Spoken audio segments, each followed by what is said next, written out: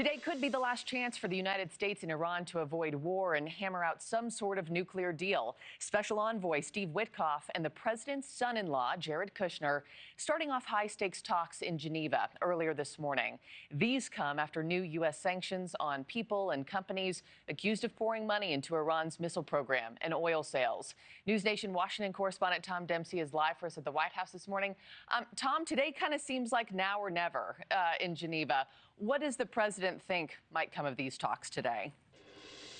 Hey, Markie, good morning from the White House. Well, President Trump's still saying military strikes could be possible if no deal gets reached with Iran on its nuclear program. But his own team saying diplomacy remains the goal, but also saying that, describing the dangers that Iran presents, saying the country is trying to rebuild its nuclear program. Iran poses a very grave threat to the United States and has for a very long time. They are in possession, first and foremost, after their nuclear program was obliterated, they were told not to try to restart it, and here they are. You can see them always trying to rebuild elements of it.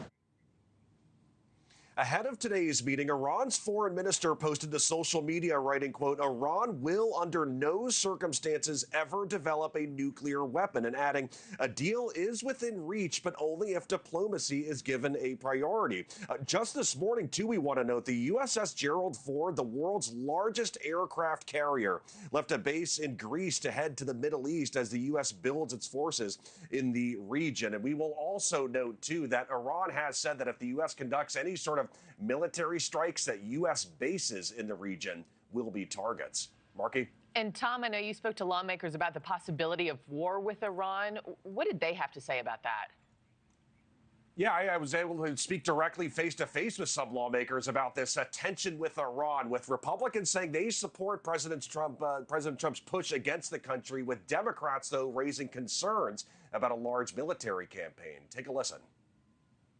I don't want Iran to be a problem for my children or grandchildren, and especially if they develop a nuclear weapon. So I'm fully 100% behind the president. The same people that are saying, oh, we don't need to worry, this is just about scaring Iran.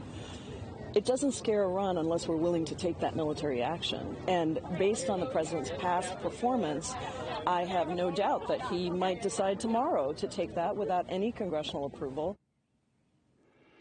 Earlier this week, congressional leaders held a closed-door briefing with the Trump administration, all dealing with Iran. And afterward, Democrats said President Trump needs to keep pressing his reasoning behind this push against Iran. Markie?